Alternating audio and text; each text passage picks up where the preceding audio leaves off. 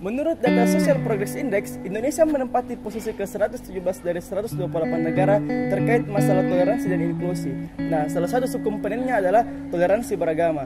Minimnya rasa toleransi beragama menimbulkan rasa intoleran dan kebencian terhadap agama lainnya. Maka dari itu, kami mewawancarai beberapa narasumber dari agama berbeda untuk berbicara terkait konsep toleransi.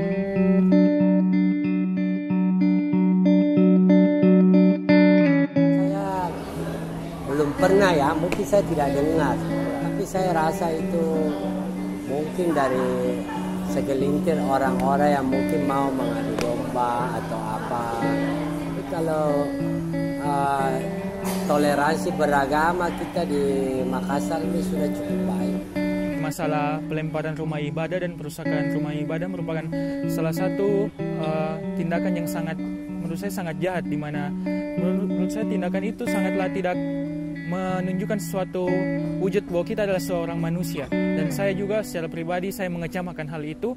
Hal ini dikarenakan menurut saya dengan adanya hal seperti itu sama saja kita memberikan sebuah kebencian di antara kami umat beragama. Om Swastiastu. Secara pribadi saya memang sangat tidak setuju atau sangat mengutuk kegiatan itu, karena itu sudah mengganggu teman-teman mereka yang melakukan tempat ibadah.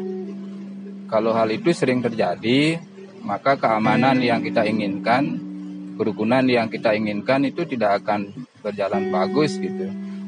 Semua orang menginginkan ketenangan, semua orang menginginkan suatu kerukunan, kedamaian. Karena mendekatkan diri kepada Tuhan itu harus dengan rasa syukur, dengan rasa khusyuk. Nah, kalau diganggu itu berarti kan tidak menghargai perbedaan tempat beribadah orang gitu. Di agama Buddha tentu kita semua umat manusia maupun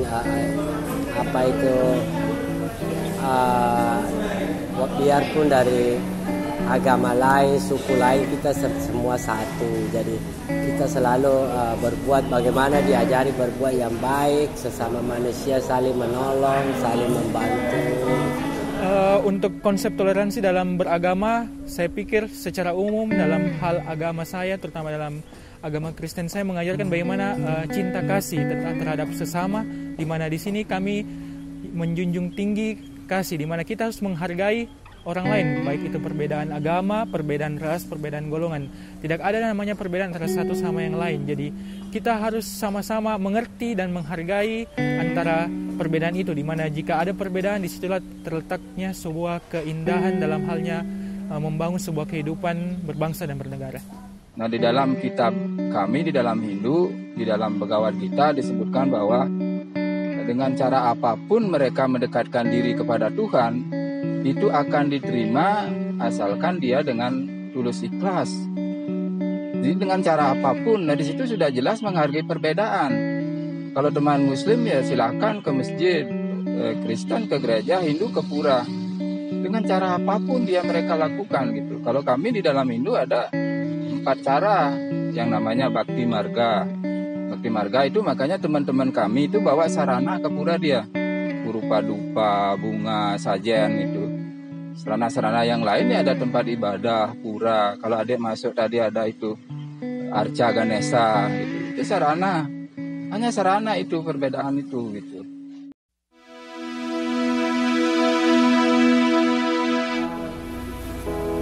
Kalau sering saya ditanya masalah toleransi beragama, saya susah menjawab.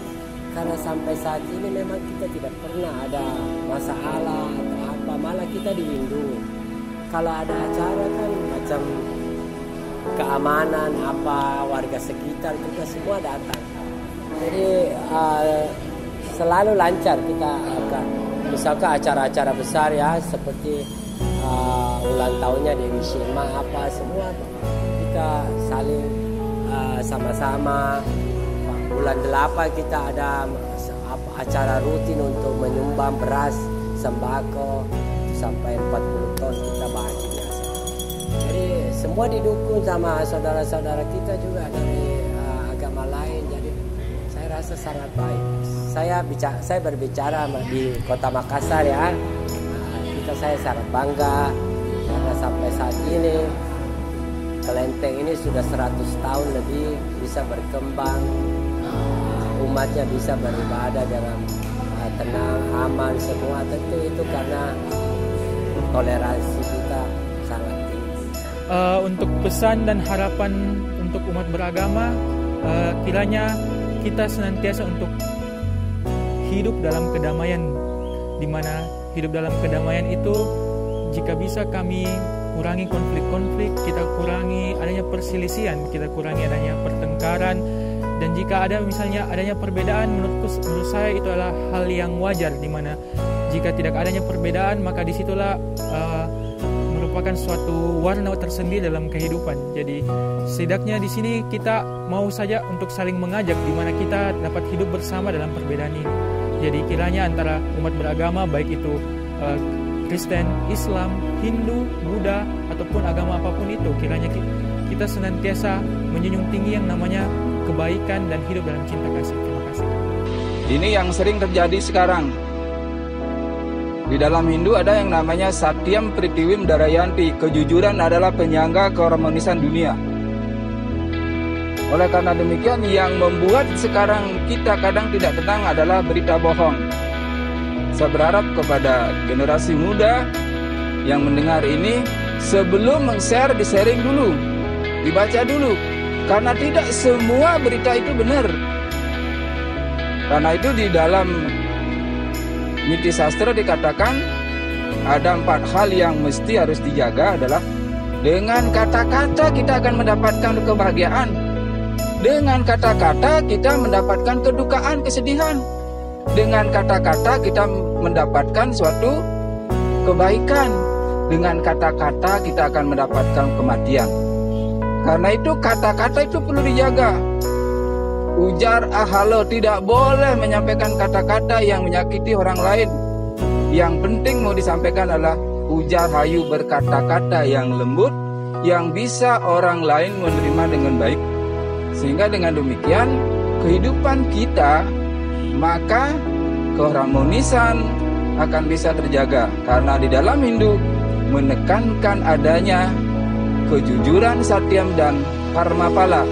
Karma pala lah di dalam konsep Hindu dijadikan motivasi di dalam membangun kedamaian dan kerukunan umat beragama. Saya kira seperti itu.